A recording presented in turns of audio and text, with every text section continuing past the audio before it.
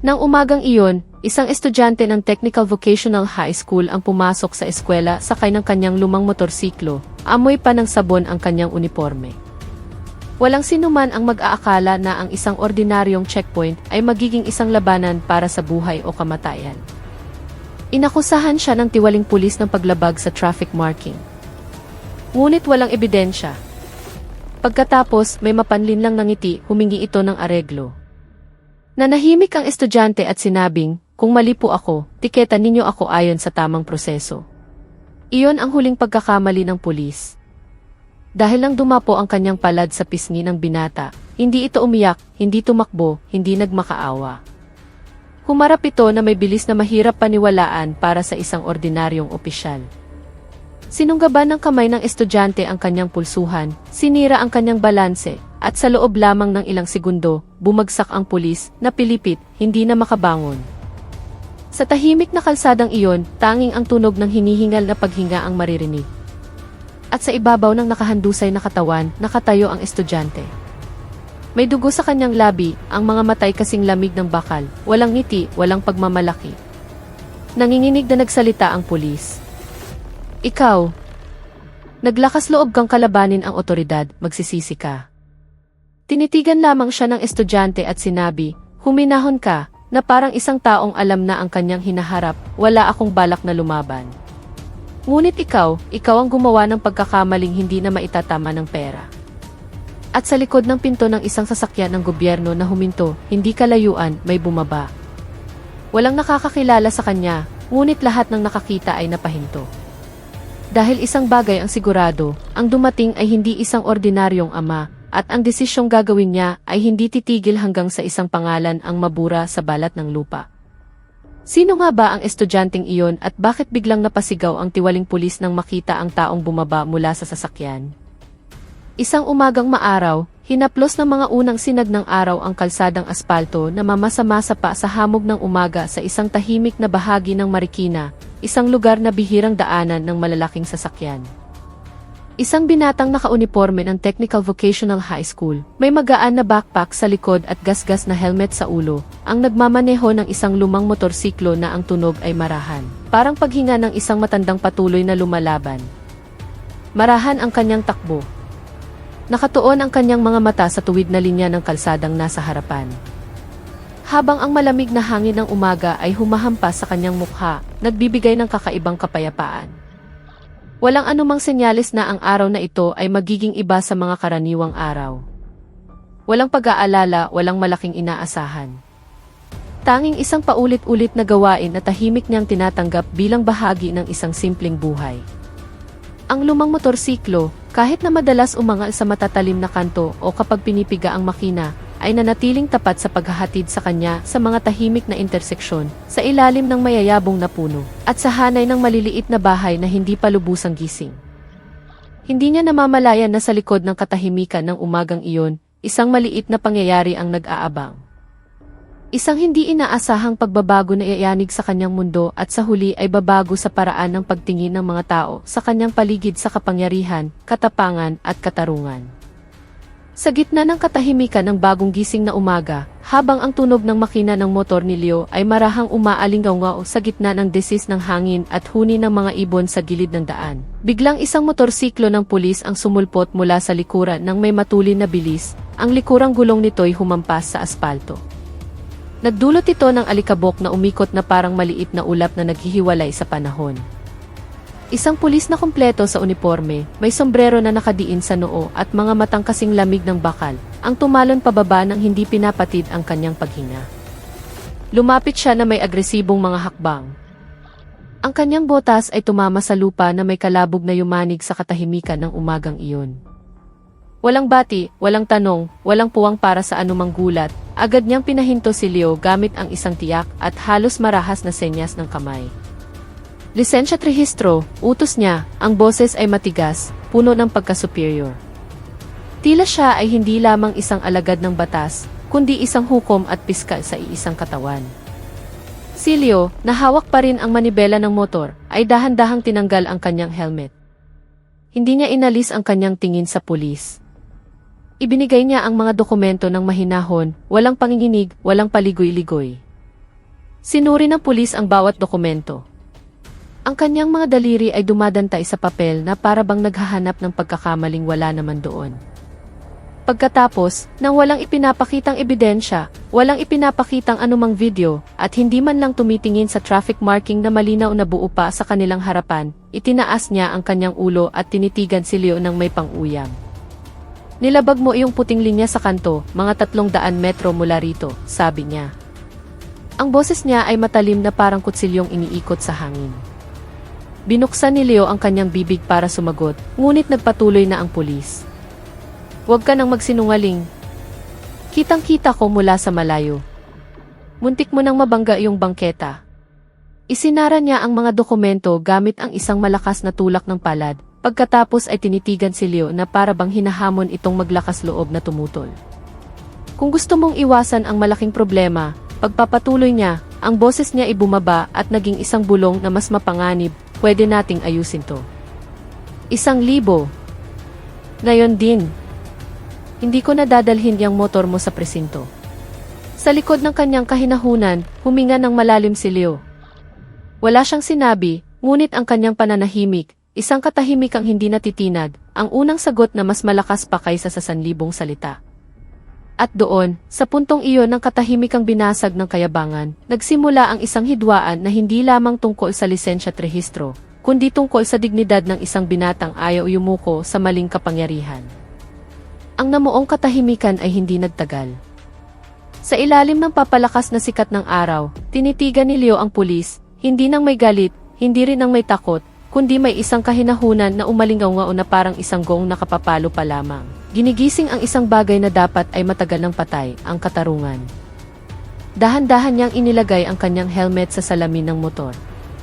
Ang kanyang mga daliri ay dumampi sa malamig na metal, na para bang humuhugot ng lakas mula sa bagay na tapat na sumama sa kanya sa loob ng maraming taon. Pagkatapos, sa isang boses na malinaw, kalmado, at hindi natitinag, sinabi niya, hindi po ako lumabag sa traffic marking. Isang maikling tawa ang kumawala sa pulis. Isang tawang walang anumang pagkatao. Tanging kayabangan na nababalot ng uniforme. Anong sabi mo? Ako ang nakakita, hindi ikaw. Akala mo ba tanga akong pulis? Ngunit nanatiling tuwid ang tayo ni Leo. Hindi nagbago ang kanyang tingin. Kung nagkasala po ako, patunayan niyo. Ipakita niyo ang kuha ng kamera o testigo o ang resulta ng pagsusukat sa linya. Hindi po ako tumatanggi sa batas, pero hindi rin po ako tatanggap ng parusa ng walang tamang proseso. Lumapit si Isaberto. Ang kanyang mga hakbang ay tumatapak sa alikabok na nagmumula pa sa gulong ng sarili niyang motor. Itinuro niya ang kanyang hintuturo, halos dumikit na sa dibdib ni Leo. Proseso. Alam mo ba kung gaano karaming binatilyong tulad mo ang dinala ko sa presinto? Dahil naglakas loob silang magsalita ng ganito. Umiiyak sila, humihingi ng tawad. Nagbabayad sila ng areglo. Pero ikaw pa ang nagsasalita ng proseso. Estudyante ka ng TechVoc, hindi ka estudyante ng law. Yumuko ng bahagya si Leo na para bang nag-iisip. Pagkatapos, itinaas niyang muli ang kanyang ulo, sa pagkakataong ito, may mas malalim at mas matalim na tono. Na para bang ang kanyang mga salita ay hindi lamang para sa pulis na iyon, kundi para sa lahat ng nananahimik sa likod ng maling uniforme. Hindi po ako estudyante ng law, pero natutunan ko na ang batas ay hindi pag-aari ng kung sino ang pinakamalakas sumigaw. Ang batas ay para sa tama. At kung ako po ang mali, handa akong tumanggap ng tiket. Magpapasalamat pa nga po ako kung gagawin ninyo ang trabaho ninyo ng tama. Pero kung pera lang po ang gusto ninyo, hindi na po yan batas. Pagnanakaw na po yan na nagpapanggap na otoridad. Natigilan si Berto. Ang kanyang mukha ay nagbago mula sa pagiging mayabang tungo sa pamumulang sukdulan. Gumalaw ang kanyang bibig, ngunit walang salitang lumabas. Tila ang mga salita ni Leo ay tumusok sa pinakaloob ng kanyang sariling kumpiyansa. Hinigpitan niya ang hawak sa kanyang batuta. Ang kanyang mga daliri ay namuti. Ikaw, naglakas loob kang sabihin yan sa akin. Alam mo ba kung sino ako? Kaya kong gawing impyerno ang buhay mo hanggang sa makapagtapos ka. Kaya kong ipakansela ang rehistro ng motor mo. Kaya kong i-report ang tatay mo. Ang tatay ko, putol ni Leo. Ang kanyang boses ay patag, walang emosyon, ngunit naglalaman ng isang lakas na nagpatigil sa hangin. Hindi po ako tinuruan ng tatay ko na matakot sa mga taong umaabuso sa kanilang posisyon. Kung ako ang mali, hayaan nating batas ang magsalita. Kung kayo po ang mali, tinitigan niya ng diretso ang mga mata ni Berto. Hayaan din po nating batas ang humatol sa inyo. Saglit, tanging ang bulong ng hangin sa mga dahon ng puno ng bayabas sa gilid ng daan ang maririnig. Tumigil sa paghuni ang mga ibon. Maging ang makina ng lumang motor ni Leo na karaniwang umaangal ay biglang nanahimik. Tila sumasabay sa paggalang sa sandaling iyon. Hindi makasagot si Berto. Hindi niya kayang itanggi. At dahil hindi niya kayang itanggi, pinili niyang burahin ang katotohanan gamit ang dahas. Ngunit iyon ang kanyang huling pagkakamali. At sa puntong ito, sa pagitan ng katahimikang binitak ng katapangan ng isang binatilyo, nagsimulang umikot muli ang mundo. Ang katahimikang namuo, na para bang maging ang kalikasan ay huminto sa paghinga, ay hindi nagtagal ng higit sa 10 segundo. Si Berto, na sa buong panahon ay itinuturing ang kapangyarihan ng kanyang uniforme bilang isang ganap na sandata, ay naramdamang pinunit ang kanyang dignidad ng mga salita ng isang binatang walang posisyon, walang impluensya, at wala man lang mamahaling sasakyan para protektahan ang sarili. Ang nag-aalab na hiya ay pumalit sa galit, hindi dahil siya ay mali, kundi dahil nagmukha siyang mali sa harap ng isang kabataang hindi dapat maglakas loob na titigan siya ng may mga matang puno ng paninindigan. At kapag ang hiya ay sumagi sa isang pusong matigas na, pinipili nitong patayin ang katotohanan. Hindi sa pamamagitan ng argumento, kundi sa pamamagitan ng kamay. Walang babala, walang pag-aalinlangan, walang batas na nagtatakda ng hangganan. Iwinasiwas ni Berto ang kanyang kamay ng mabilis. Ang palad niya ay lumapat sa kanang pisngi ni Leo na may malakas na tunog na bumasag sa umaga. Ang tunog na iyon ay parang pagbasag ng isang lumang tehel na nahulog mula sa bubong ng isang abandonadong bahay, malakas, biglaan, at puno ng pagkawasak. Hindi na tinag si Leo. Ipinikit niya lamang ang kanyang mga mata saglit, pagkatapos ay iminulat itong muli. Mas matalim, mas malamig, mas kalmado kaysa dati. Isang manipis na hibla ng dugo ang dumaloy mula sa gilid ng kanyang labi, ngunit ang kanyang mukha ay hindi nagpakita ng sakit. Tanging desisyon.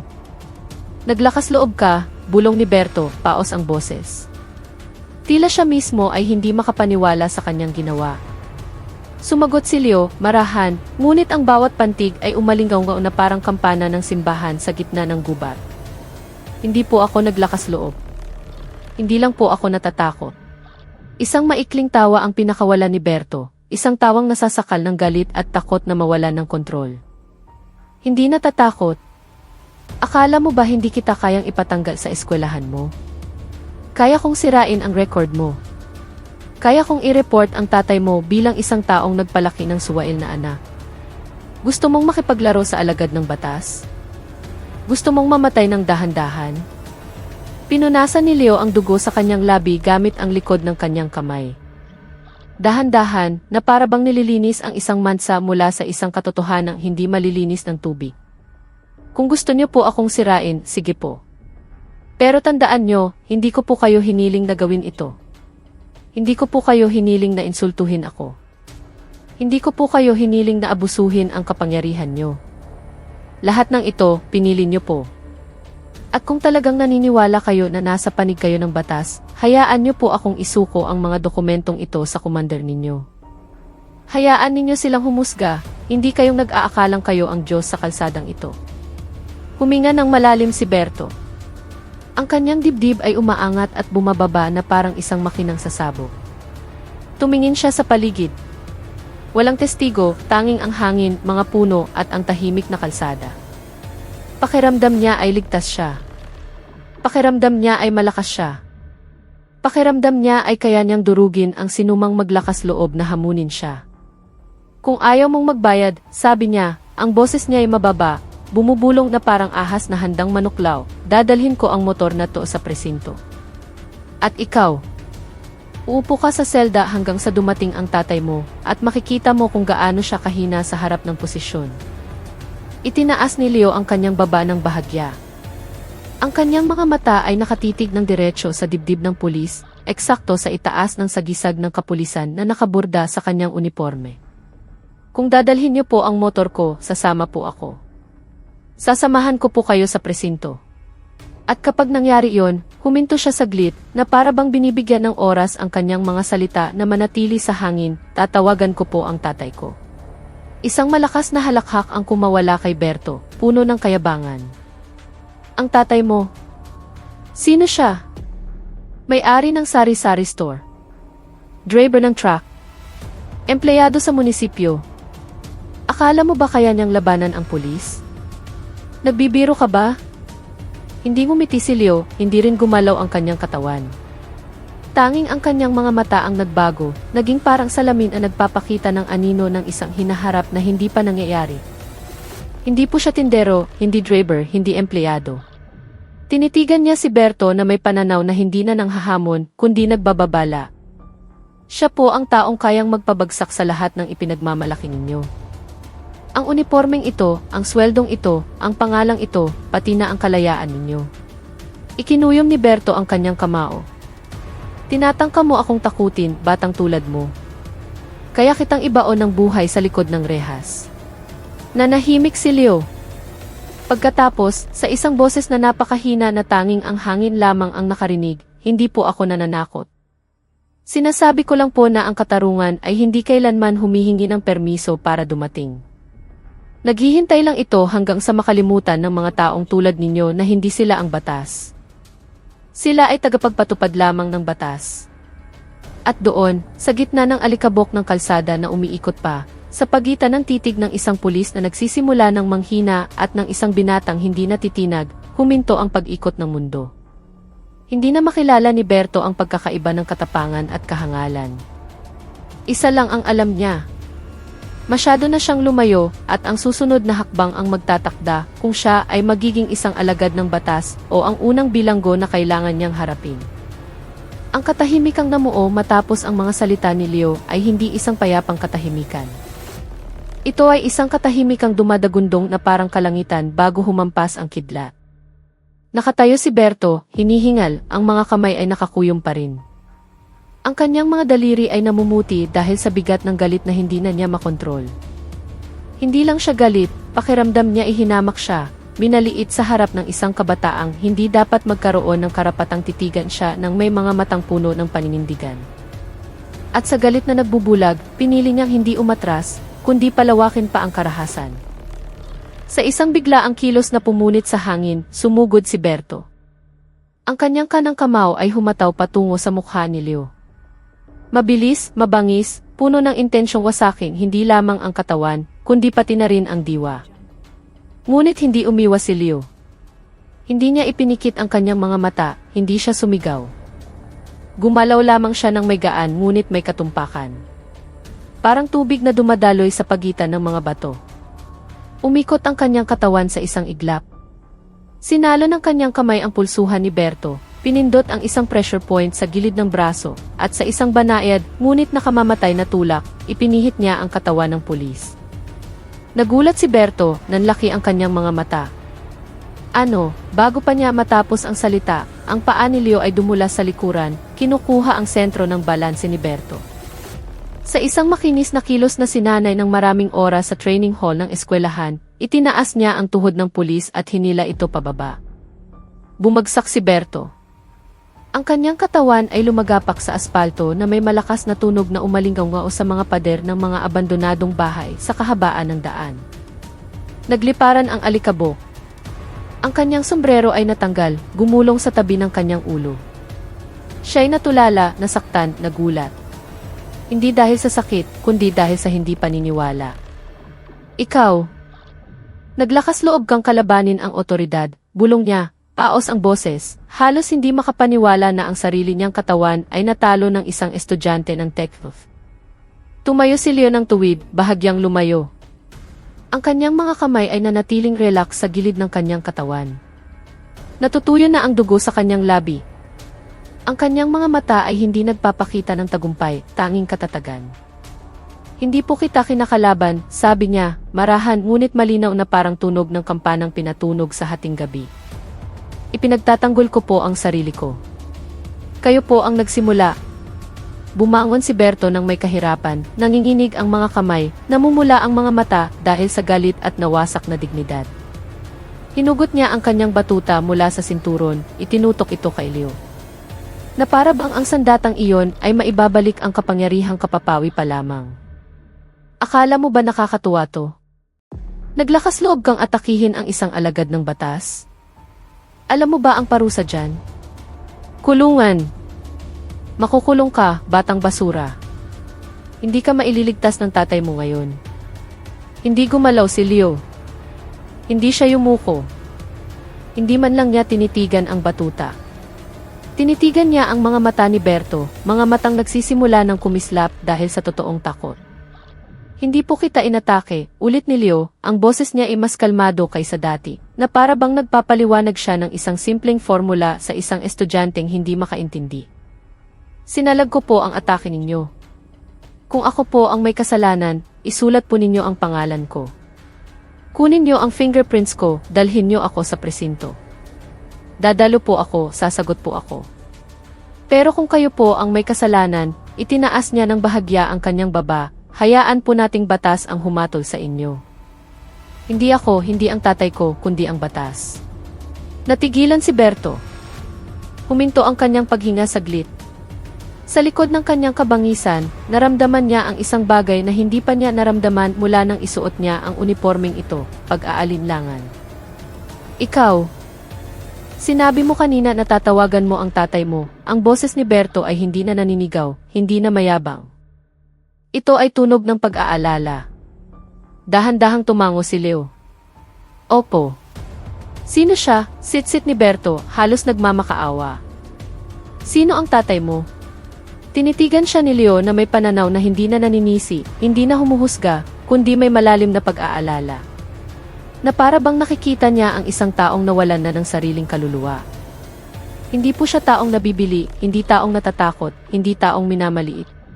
Huminto siya saglit. Hinaplos ng hangin ng umaga ang kanyang buhok. General po siya. At hindi po siya darating para iligtas ako. Tinitigan ni Leo si Berto ng diretso sa mata, walang bahid ng pag-aalala. Darating po siya para siguraduhin hindi na kayo makakapanakit pa ng kahit sino. Natigilan si Berto. Ang kanyang batuta ay nahulog mula sa kanyang pagkakahawak, kumalabog sa aspalto. At doon, sa gitna ng alikabok na umiikot pa, sa gitna ng tunog ng makina ng lumang motor na dahan-dahang nabuhay muli, huminto ang pag-ikot ng mundo. Si Berto, na sa loob ng maraming taon ay itinuring ang sarili bilang kapangyarihan sa kalsadang ito, ay sa wakas natanto ang isang bagay na hindi niya matatanggihan, may mas malaking kapangyarihan kaysa sa uniforme. At kahahamon pa lamang niya rito. Walang sigawan, walang banta, tanging katahimikan.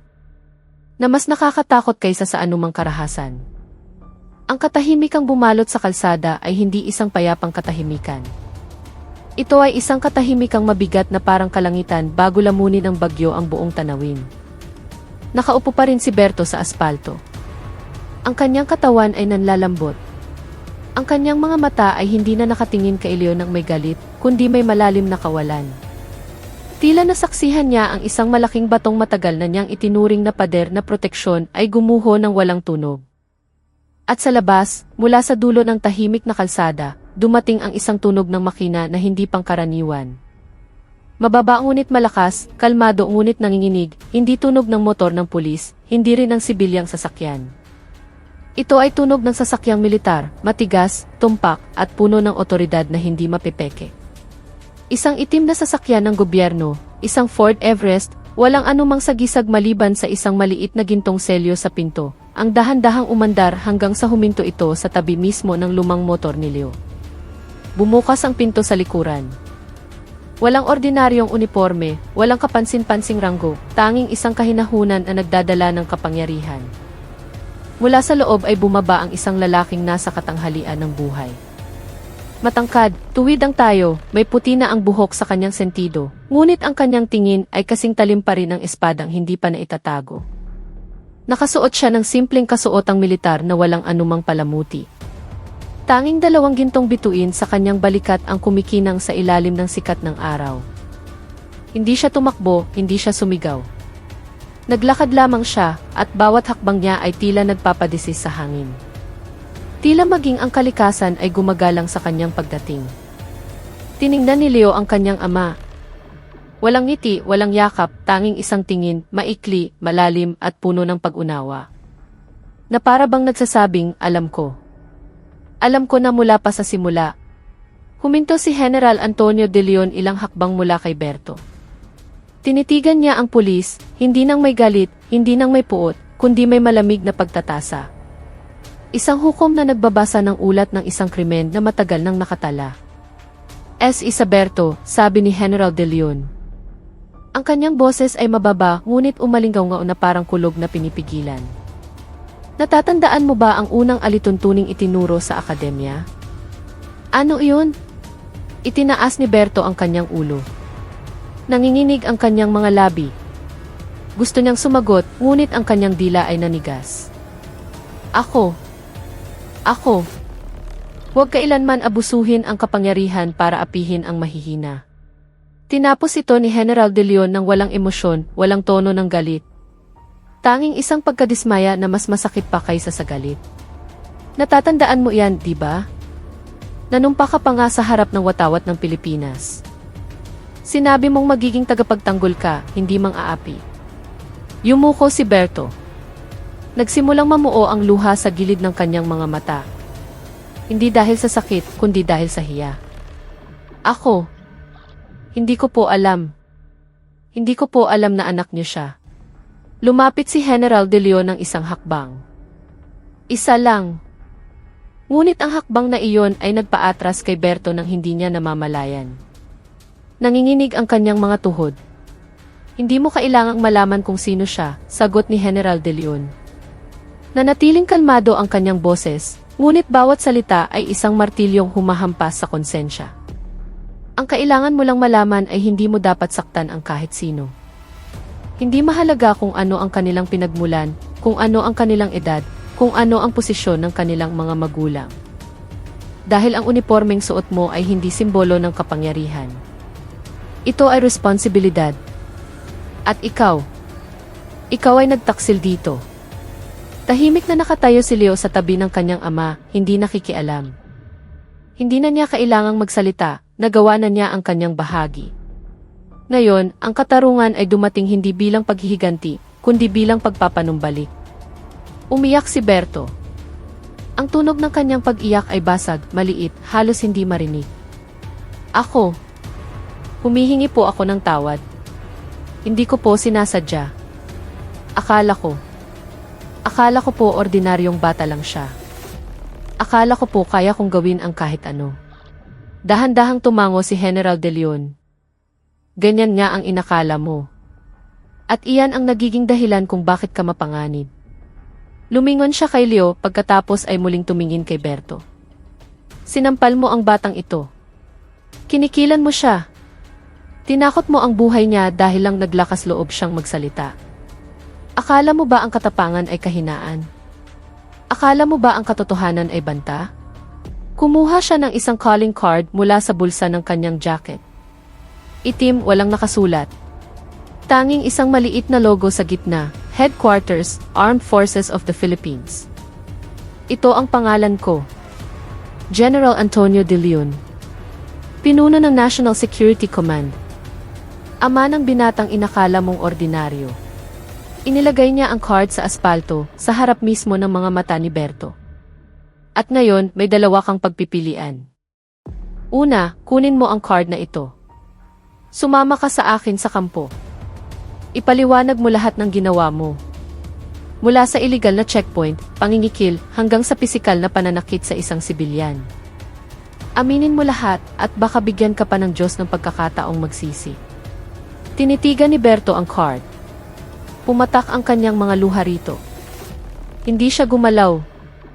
Nagpatuloy si General de Leon, ang kanyang boses ay mas malamig, mas matalim. Pangalawa, iwanan mo ang card na ito rito. Maglakad ka palayo at bukas ng umaga, sa pagsikat ng araw, matatagpuan ka sa selda. Dahil ipapadala ko ang video recording na ito sa lahat ng unit ng kapulisan, sa media at sa Commission on Human Rights. Lumingon siya kay Leo. Nirecord ng anak ko ang lahat mula simula hanggang dulo. Binuksan ni Berto ang kanyang bibig, gustong magsalita, ngunit walang boses na lumabas. Tanging hikbi na bumibiyak sa kanyang dibdib. Ako. Mali po ako, bulong niya, halos hindi marinig. Ako. Nagsisisi po ako. Tumango si General De Leon.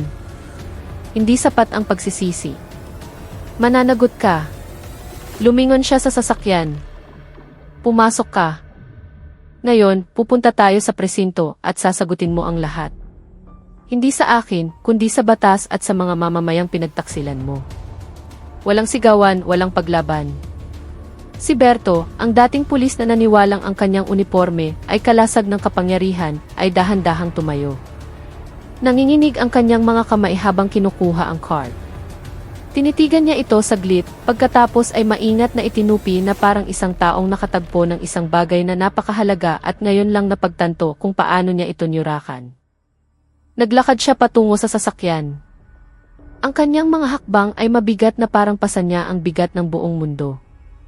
At sa likuran niya, magkatabing nakatayo sina Leo at General De Leon, hindi bilang isang mag-amang nagwagi, kundi bilang dalawang taong piniling huwag hayaang maging pamantayan ang kadiliman. Sa tahimik na kalsadang iyon, ang katarungan ay hindi dumating na may kasamang palakpakan.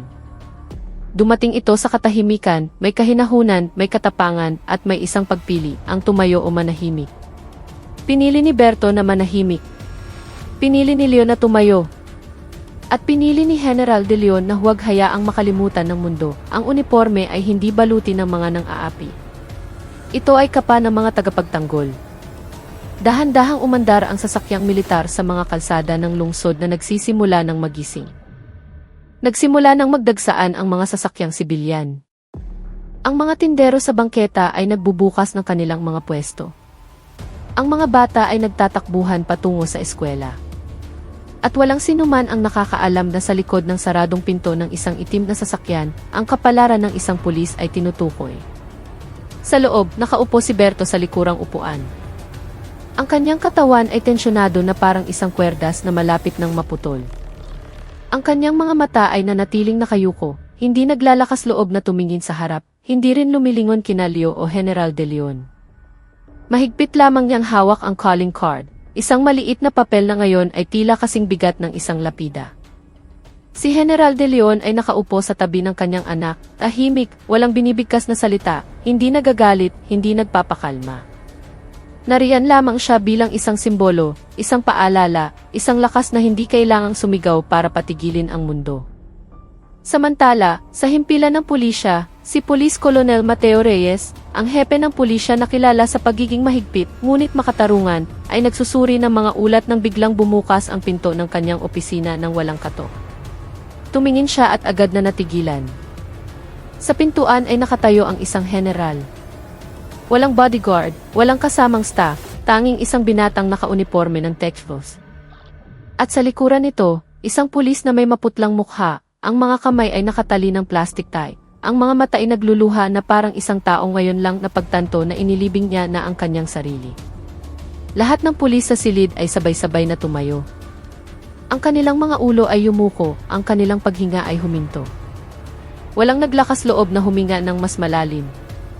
General, sabi ni Colonel Reyes, ang kanyang boses ay matatag ngunit kontrolado.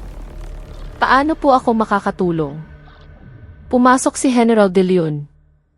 Ang kanyang mga hakbang ay kalmado, ngunit bawat yapak niya ay tila yumanig sa pundasyon ng gusaling iyon. Inilagay niya ang isang maliit na recording device sa mesa, itim, maliit, ngunit kayang mag-imbak ng 47 minuto ng katotohanang hindi maikakaila. Ito ang recording ng buong insidente, sabi niya, ang boses ay patag, walang emosyon, ngunit bawat salita ay parang martilyong humahampas sa riles ng tren. Mula sa illegal na checkpoint, pangingikil ng 1,000 piso, pananampal, pananakot, hanggang sa pagtatangkang hiyain ang isang sibilyan. Lahat ay ginawa ng pulis na nagngangalang Berto. At lahat ay nangyari sa harap ng estudyanteng ito. Si Leo, isang grade 12 student, na walang kasalanan, walang nilabag na batas, at naglakas loob lamang na magsabi ng hindi. Kinuha ni Colonel Reyes ang device, tinitigan ito saglit, Pagkatapos ay tinitigan si Berto na nakayuko pa rin. Nanginginig ang kanyang katawan. Berto, totoo ba to? Dahan-dahang tumango si Berto. Walang salita, tanging isang hikbing kumawala mula sa kanyang lalamunan. Ako po'y nagkamali, sir. Matagal ko na pong nakalimutan kung ano ang ibig sabihin ng pagiging pulis. Ipinikit ni Colonel Reyes ang kanyang mga mata saglit, malalim ang kanyang paghinga. Nang imulat niya itong muli, ang kanyang mga mata ay hindi galit. Malungkot ito. Sobrang lungkot. Natatandaan mo ba noong nanumpa ka? Nakatayo ka sa harap ng watawat, ang kanang kamay mo sa dibdib, at nanumpa ka. Aking pangangalagaan ang kaayusan, ipapatupad ang batas, at poprotektahan ang mamamayan ng walang kinikilingan. Lumapit siya, tumayo sa harap mismo ni Berto. Natatandaan mo ba ang pangakong iyon? Umiyak si Berto ng may hikbi. Opo, sir. Natatandaan ko po. Pero nakalimutan ko. Akala ko po kaya kong gawin ang kahit ano dahil suot ko to. Ang uniforme ay hindi lisensya para mang-api, bulong ni Colonel Reyes, nanginginig ang boses. Ito ay isang latigo na nagpapaalala sa'yo. Na dapat kang maging mas mabuti kaysa sa iba. Dapat kang maging mas malinis, mas matapang, mas tapat.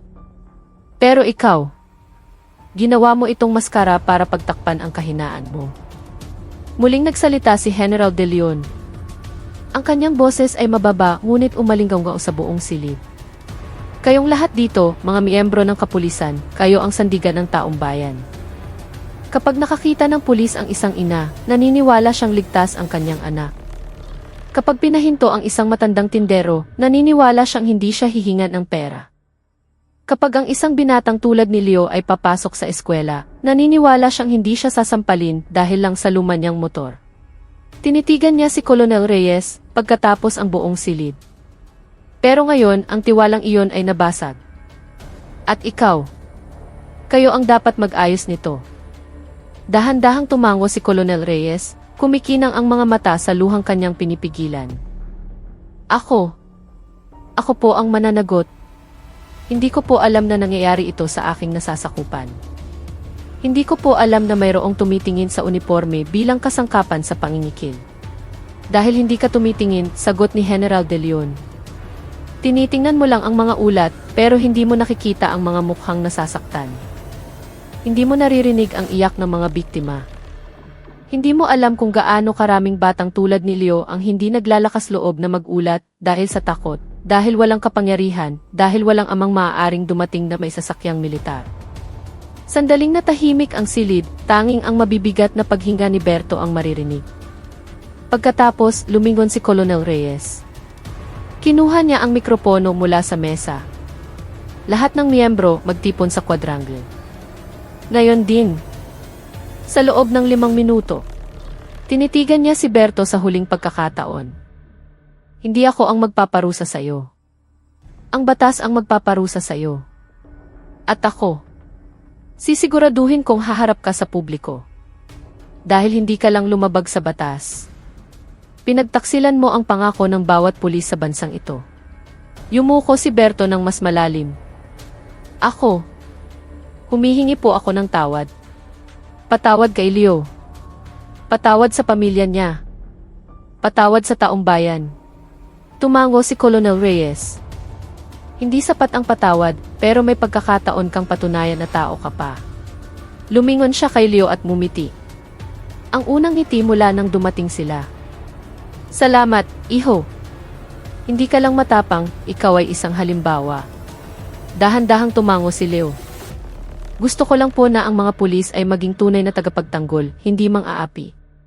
At doon, sa gitna ng silid na dati puno ng marupok na kapangyarihan, tumayo ang katotohanan, walang palakpak, walang karangyaan, walang karahasan. Tanging may isang binatilyo, isang ama, at isang hepe na sa wakas ay napagtanto. Ang katarungan ay hindi nangangailangan ng lakas. Kailangan lamang nito ng tapang na umamin ng pagkakamali. Kinabukasan, hindi pa lubusang tumatawid ang araw sa abot tanaw ng ang quadrangle ng himpilan ng pulisya ay napuno na ng daan-daang miyembro mula sa pinakamababang ranggo hanggang sa mga opisyal. Lahat ay nakatayo ng tuwid sa pormasyon, malinis ang uniforme, ang sombrero ay nasa braso, ang mga kamay ay nasa likod. Walang usapan, walang tawanan, tanging isang katahimikang mabigat na parang hangin bago wasakin ng bagyo ang kalangitan. Sa entablado, mag-isang nakatayo si Colonel Reyes, walang mikropono. Hindi niya ito kailangan dahil ang kanyang boses, na karaniwang kalmado at sinusukat, ay dumaloy ngayon ng mailakas na nagpatibok ng mas mabilis sa bawat puso sa quadrangle. Tinitigan niya ang mahabang hanay ng mga mukhang matagal na niyang pinamunuan. Mga mukhang dati niyang itinuturing na puwersa ng kaayusan. Ngayon, nakikita niya sila bilang isang salamin. Salamin ng kabiguan, kahinaan at pagkawala ng kahulugan.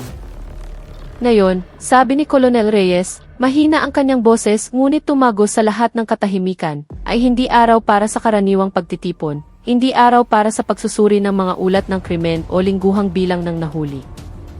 Ngayon ay araw para harapin natin ang ating mga sarili. Huminto siya, tinitigan ang bawat isa, hinayaang ang katahimikan ay sumanib sa hininga ng mga naroroon. Kagabi, pinanood ko ang isang video na nag-record ng isang insidente sa gilid ng lungsod. Isang binatilyo, isang estudyante, ang pinahinto ng isang pulis kahit walang kasalanan.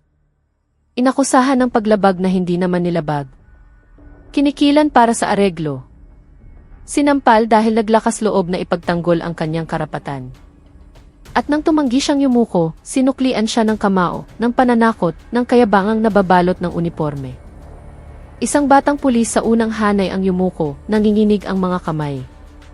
Naalala niya, minsan na rin niyang ginawa ang ganoon, ngunit hindi na record, hindi na iulat, hindi na laman. Nagpatuloy si Colonel Reyes, lalong lumalim ang kanyang boses, na para bang nagsasalita siya hindi lamang sa kanila, kundi sa mga kaluluwang namatay na sa loob ng uniformeng ito. At pagkatapos, dumating ang ama ng binatilyo. Hindi sakay ng mamahaling sasakyan, hindi may kasamang alalay, kundi may kahinahunan na yumanig sa mundo. Isang general, hindi para maghiganti, kundi para ipaalala sa atin, ang uniformeng ito ay hindi simbolo ng kapangyarihan. Ito ay responsibilidad. Huminga siya ng malalim, nagluluha ang kanyang mga mata. Si Berto, ang pulis na gumawa ng lahat ng iyon, ay hindi pinarusahan ng kahit sino. Pinarusahan siya ng sarili niyang konsensya. Umiyak siya sa harapan namin. Humingi siya ng tawad, hindi dahil sa takot, kundi dahil sa wakas ay nakita niyang ang isang tagapagtanggol na nagiging mang-aapi ay isang taksil. Pagkatapos, lumingon si Colonel Reyes sa mga hanay. Ilan sa inyo ang humingi na ng areglo? Ilan ang umabuso sa checkpoint para hiyain ang mga mamamayan? Ilan ang minaliit ang isang estudyante, isang nanay na nagtitinda ng gulay, o isang tricycle driver dahil wala silang posisyon, walang pera, walang impluensya. Walang sumagot, walang gumalaw. Tanging mga hiningang napigil. Yumuko si Colonel Reyes saglit. Nang itaas niya itong muli, ang kanyang mga mata ay hindi galit, hindi malungkot, kundi puno ng determinasyon. Hindi natin mababago ang nakaraan, pero maaari nating piliin ang hinaharap. Bumaba siya mula sa entablado. Ang kanyang mga hakbang ay marahan, ngunit bawat yapak niya ay parang kulog na umalinggaw sa puso ng mga nakikinig. Huminto siya sa harap ng isang matandang pulis na sa loob ng 20 taong serbisyo, ay hindi kailanman lumabag sa batas, ngunit hindi rin naglakas loob na magsalita kapag mali ang iba. Mang Eddie, sabi ni Colonel Reyes, malambing ang kanyang boses, alam mo ba kung ano ang pinakamasakit para sa isang pulis? Umiling si Mang Eddie, basa ang mga mata. Hindi ang mahuli, hindi ang masisante, hindi ang maparusahan. Lumapit si Colonel Reyes, inilagay ang kamay sa balikat ng pulis. Ang pinakamasakit ay kapag napagtanto mong nanahimik ka noong dapat kang magsalita. Napinili mong huwag makita dahil takot kang mawala ng posisyon. Napinili mong huwag tumayo dahil takot kang maging iba. Lumipat siya sa isang batang pulis. 2 taon pa lang sa serbisyo, puno pa ng idealismo, ngunit nagsisimula ng masanay sa mga maling gawain. Ikaw, sabi niya, akala mo sumasabay ka lang sa agos dahil iyon ang paraan para mabuhay. Pero sasabihin ko sa'yo, hindi ka nabubuhay, nalulunod ka. Bumalik siya sa entablado, kinuha ang isang calling card, ang parehong card na ibinigay ni General De Leon kahapon. Inilagay niya ito sa mesa, sa gitna. Ito ang pag-aari ng isang general, sabi niya. Hindi sandata, hindi sasakyang opisyal, hindi ranggo. Ito, itinuro niya ang card, ay tiwala. Ang tiwalang tatayo siya para sa mga mahihina, kahit na mag-isa lang siya. Tinitigan niya ang buong hanay. Mula ngayon, hindi na natin susukatin ang tagumpay sa bilang ng tiket, hindi sa halaga ng areglong na kolekta, hindi sa bilang ng mga taong takot sa atin. Huminto siya, tinitigan ang bawat isa. Susukatin natin ito sa kung gaano karaming mamamayan ang maglalakas loob na lumapit sa atin ng walang takot. Ilang ina ang makakapagpadala ng anak sa eskwela nang hindi nag-aalala na hihintuin sila. Ilang binatang tulad ni Leo ang makakakita ng pulis at ngingiti, hindi tatakbo. Huminga siya ng malalim. Hindi ko tatanggalin ang sinuman. Hindi ko parurusahan ang lahat ng nagkamali. Pero bibigyan ko ng pagkakataon, isang pagkakataon para magsisi. Sa mga gustong bumalik sa pagiging tunay na pulis, lumapit kayo sa harap at ilapag ang inyong uniforme rito. Itinuro niya ang sahig sa harap ng entablado. Kung naniniwala pa rin kayo na ang uniformeng ito ay kapangyarihan, iwanan ninyo. Hindi kayo karapat-dapat na isuot ito. Walang gumalaw. Tahimik sa loob ng 5 segundo, 10, 15. Pagkatapos, isang matandang pulis sa ikalawang hanay, maputi na ang buhok, ang lumakad pasulong ng walang pag-aalinlangan. Tinanggal niya ang kanyang sinturon, ang sombrero, ang beret.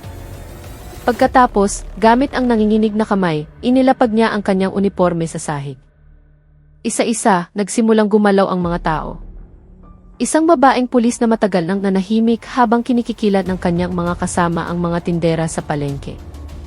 Lumapit. Isang batang pulis na minsan ay inasar si Leo sa social media. Lumapit. Isang hepe ng unit na kilala bilang hari ng checkpoint. Lumapit. Hindi sila nagsalita, hindi sila humingi ng tawad. Inilapag lamang nila ang kanilang uniforme na para bang binibitawan ang isang pabigat na matagal na nilang dinala. At sa mga natira, sa mga hindi lumapit, hindi sila tumayo ng mayabang. Tumayo sila ng may hiya, may pagsisisi, may takot, ngunit mayroon ding pag-asa. Tinitigan sila ni Colonel Reyes. Pagkatapos, sa isang boses na hindi na malamig, kundi mainit na parang unang sinag ng araw na dumadampi sa bitak-bitak na lupa, sinabi niya, kayo na nakasuot pa rin ng uniformeng ito, kayo ang natitirang bahagi ng ating karangalan. At kayo ngayon ang huling pag-asa ng bayang ito. Huminto siya pagkatapos ay ngumiti. Ang unang ngiti mula pa noong umagang iyon. Maligayang pagbabalik sa tamang landas. Sa labas ng gusali, sa likod ng mga bakal na bakod, isang ina na may kargang maliit na bata ang tahimik na nakatayo. Tinitigan niya ang hanay ng mga pulis na kapapalapag pa lamang ng kanilang uniforme. Dumaloy ang kanyang mga luha. At sa isang kanto, nakatayo si Leo sa tabi ng kanyang ama. Nakikita ang lahat ng ito, hindi siya ngumiti, hindi sumigaw, hindi nagdiwang. Bumulong lamang siya, halos hindi marinig. Simula pa lang to. Dahan-dahang tumango si General De Leon. Bulong niya pabalik. At hindi tayo dapat tumigil hanggang sa wala ng Berto sa mundong ito. At doon, sa gitna ng mga unipormeng nakalatag sa lupa, hindi bilang simbolo ng pagkatalo, kundi bilang tanda ng muling pagsilang, nagsimulang isilang muli ang kapulisan. Kinabukasan, habang nahihiya pang sumikat ang araw sa dulo ng kalsada, nagbago na ang himpilan ng pulisya. Hindi dahil sa bagong pintura sa pader o malaking plekeng pumalit sa lumang logo, kundi dahil sa isang bagay na mas malalim, ang atmosfera. Ang hangin sa harapan ay hindi na amoy takot, hindi na puno ng mga bulungan tungkol sa mga iligal na checkpoint o areglo. Ngayon, mayroong tawa ng mga batang nagtatakbuhan sa tabi ng outpost, mga inang nagdadala ng pagkain para sa mga nakaduty, at isang binatang dati takot sa asul na uniforme na nakatayo sa harap ng pinto, nag-aabot ng isang liham na may tapat ng ngiti. Sa opisina ng hepe, nakaupo si Colonel Reyes sa kanyang mesa, hawak ang isang makapal na kwaderno. Hindi ulat ng krimen, kundi talaan ng mga reklamo ng mamamayan. Bawat pangalan, bawat kwento, bawat hinaing, lahat ay nakasulat ng detalyado, walang filter, walang bawas. Sa gilid ng mesa, nakalatag ang mga unipormeng iniwan kahapon. Nakaayos, hindi itinapon. Isang simbolo, isang alaala at isang babala. Biglang bumukas ang pinto. Pumasok ang isang batang pulis, wala pang 1 taon sa serbisyo, na may kaba sa mga hakbang ngunit may ningning sa mga mata. Dala niya ang isang maliit na puting sobre, walang address, tanging sulat kamay, para kay Leo. Sir, sabi niya, nanginginig ang boses ngunit malinaw. Gusto ko po sanang iabot ito. Hindi ko po alam kung sino ang nagpadala, pero alam ko pong mahalaga ito. Dahan-dahang binuksan ni Colonel Reyes ang sobre. Sa loob, may isang simpleng greeting card na maayos ang tupi. Nakasulat dito, "Salamat Kuya Pulis. Ngayon, makakapasok na ako sa eskwela ng walang takot. Hindi ko alam ang pangalan mo, pero alam kong hindi ka si Berto." Mula sa isang estudyanteng muling naniwala. Tinitigan ni Colonel Reyes ang card ng ilang segundo. Nagluha ang kanyang mga mata.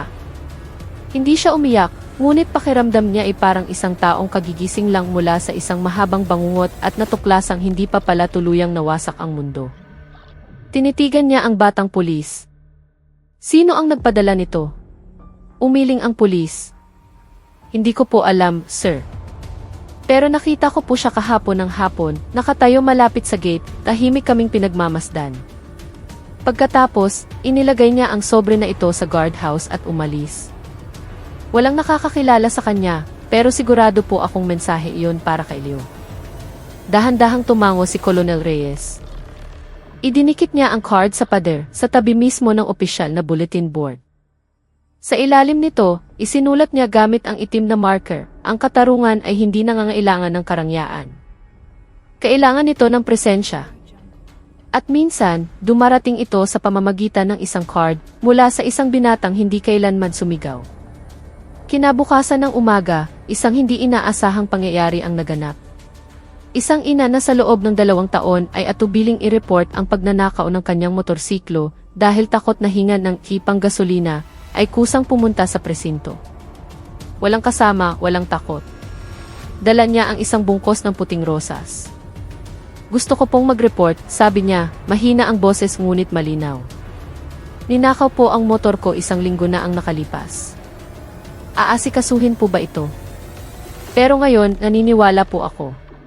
Tumayo si Colonel Reyes, kinuha ang form, at sinalubong siya ng may bukas na mga kamay. Opo, ma'am. Ako po ang bahala. Ang pangalan ko po ay Mateo Reyes, at ipinapangako ko, ito ang unang kasong aasikasuhin ng walang anumang kapalit. Umiyak ang ina. Ako. Hindi po ako makapaniwala na totoo to. Ngumiti si Colonel Reyes. Hindi po dahil kami ang nagbago, kundi dahil sa wakas, naglakas loob kayong maniwala muli. At ganoon nga, isa-isang nagsidatingan ang mga mamamayan. Isang maggugoto na sa loob ng 5 taon ay kinikikilan linggo-linggo ang naghain ng opisyal na reklamo laban sa 2 pulis na natanggal na.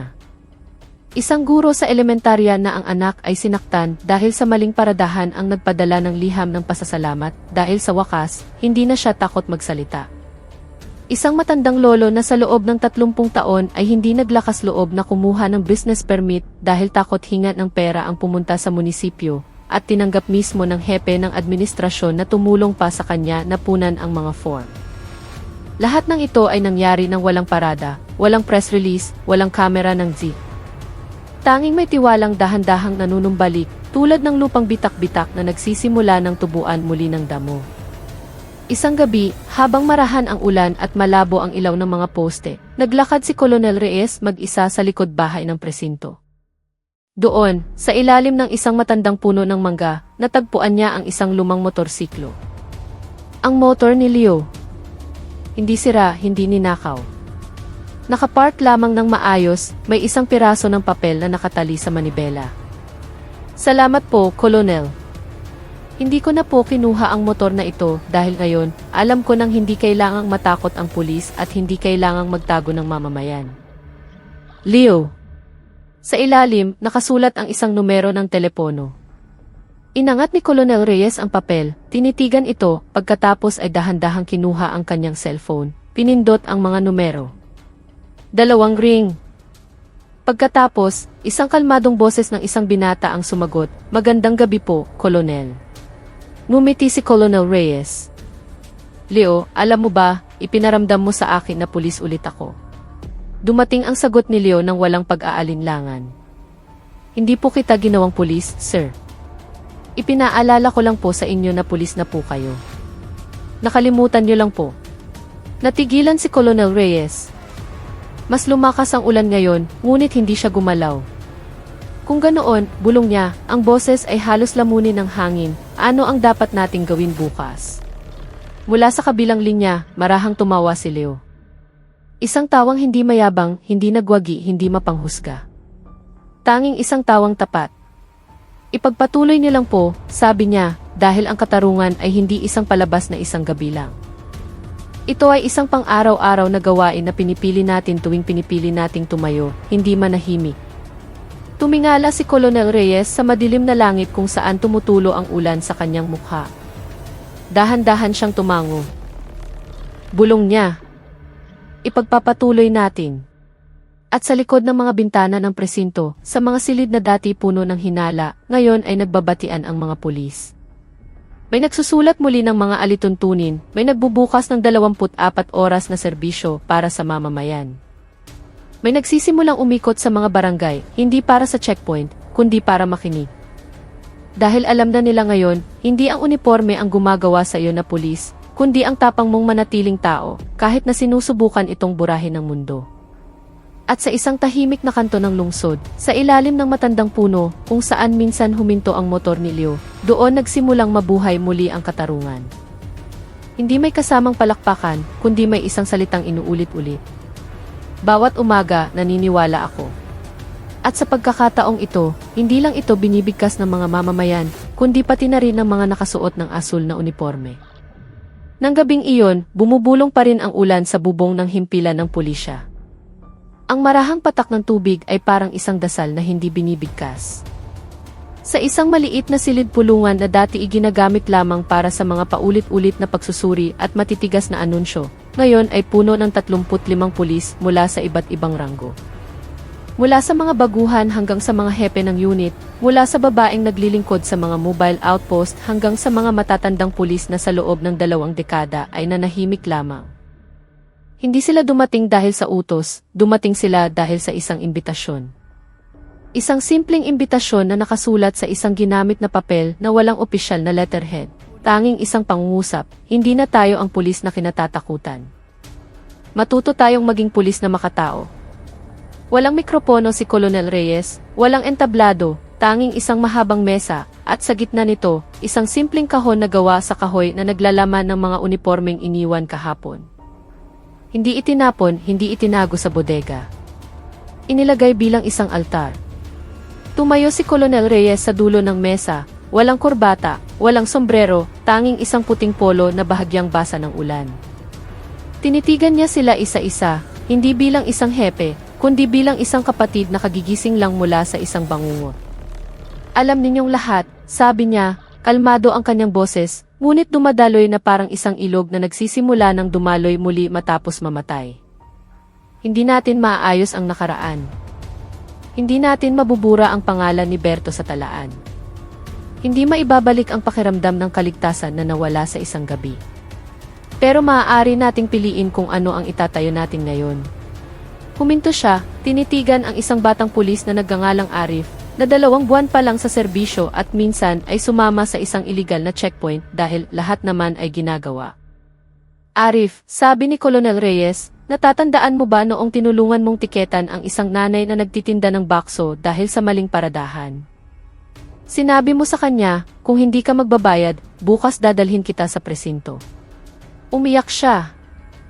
Nanahimik ka, umalis ka. Yumuko si Arif. Mahigpit na hinawakan ang gilid ng kanyang pantalon. Opo, sir. Wala po akong pakialam noon. Akala ko po trabaho ko yon. Tumango si Colonel Reyes. At ngayon, huminga ng malalim si Arif. Nagluluha ang kanyang mga mata. Ngayon po, alam ko nang hindi lang iyon trabaho. Tao po ako at siya. Isang ina. May sakit po ang anak niya. Kailangan niya ng pera para sa gamot. Hindi ko po nakita yon. Ang nakita ko lang po ay ang paglabag. Lumingon siya sa kahon. Gusto ko po sanang. Ibalik ang unipormeng iyon. Hindi dahil nahihiya ako, kundi dahil gusto ko itong isuot muli sa tamang paraan. Tumayo siya, dahan-dahang naglakad, inilagay ang kamay sa ibabaw ng kahon. Pagkatapos, mula sa bulsa ng kanyang damit, kinuha niya ang isang calling card. Ang card na itinago niya mula kahapon, sulat kamay ni Leo at palihim na ibinigay sa kanya habang nagbabantay siya kagabi. Salamat sa pakikinig. Alam kong hindi ka pa perpekto, pero gusto mong magbago. Iyon ang pinakamahalaga. Inilagay ni Arif ang card sa ibabaw ng kahon, sa ibabaw mismo ng unipormeng iniwan ni Berto. Ito. Para sa'yo, Sir Berto, bulong niya. Sana matuto ka rin tulad namin. Sa silid, ilan ang umiyak, hindi malakas, kundi malalim, na parang luhang matagal ng pinigilan. Isang babaeng pulis, si Nurul, na sa loob ng 4 na taon ay nanahimik habang kinikikilan ng kanyang mga kasama ang mga tindera sa palengke, ang dahan-dahang tumayo. Dala niya ang isang maliit na bag. Sa loob, may cash na nagkakahalaga ng 20,000 piso. Pera na matagal na niyang naipon mula sa mga iligal na checkpoint, itinago sa ilalim ng kutson. Takot na makumpiska, takot na maalala. Namatay po ang nanay ko noong 1 taon, sabi niya, nanginginig ang boses ngunit malinaw. May sakit po siya. Pero hindi ko po mabili ang gamot niya dahil ang pera ko ay kinuha ng ibang pulis. Nanahimik po ako. Akala ko po kung magsasalita ako, masisisante rin ako. Kaya naging katulad na rin po nila ako.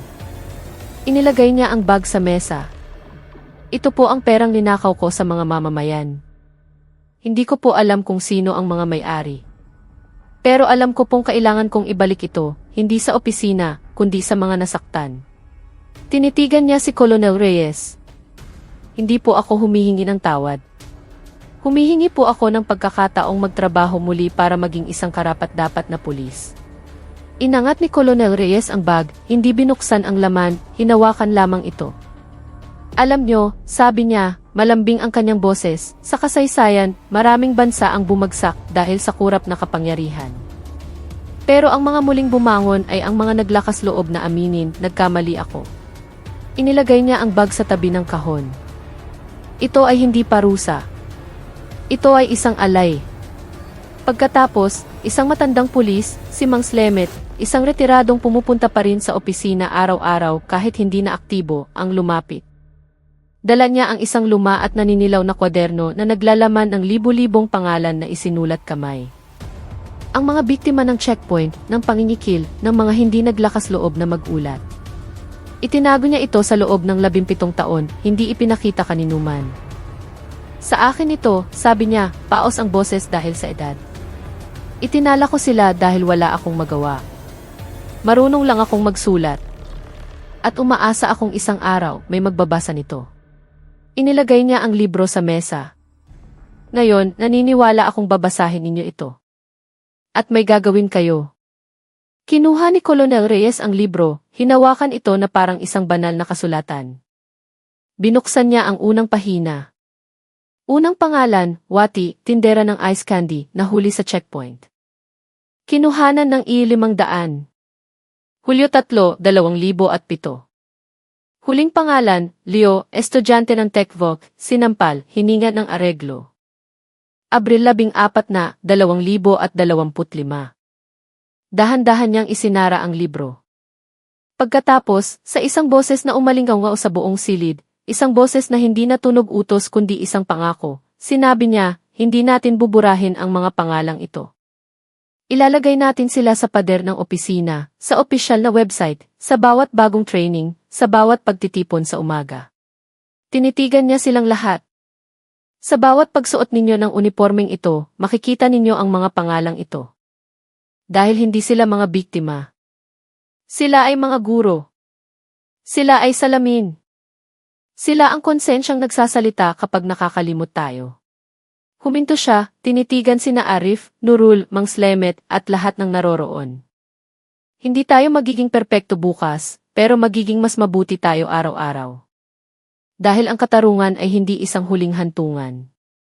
Ito ay isang paglalakbay na pinipili natin sa tuwing pinipili nating makinig, hindi manigaw, magprotekta, hindi manakot, maging tao bago maging pulis. Sa labas, tumila ang ulan. Nagdala ang hangin ng amoy ng basang lupa. At mula sa bintana, nakita nila ang isang binatilyo, si Elio, nakatayo sa labas ng bakod. Hindi pumasok, nakatayo lamang, dahan-dahang tumango, pagkatapos ay umalis. Ngumiti si Colonel Reyes. Hindi siya dumating para purihin tayo, sabi niya. Dumating siya para siguraduhin hindi na tayo babalik sa dati. Tinitigan niya ang kanyang mga tauhan. Kaya, handa na ba kayo? Isa-isa silang tumayo, walang utos, walang pilitan. Sa isang nagkakaisang boses, kahit nanginginig pa, sumagot sila, handa na po, sir. Hindi dahil sa uniforme, hindi dahil sa posisyon, kundi dahil napagtanto na nila, ang pulis ay hindi taong nagdudulot ng takot sa mamamayan. Ang pulis ay ang taong nagpaparamdam sa mamamayan na ligtas sila, kahit walang uniforme, walang sandata, walang kapangyarihan. At sa silid na iyon, sa gitna ng katahimikang isinilang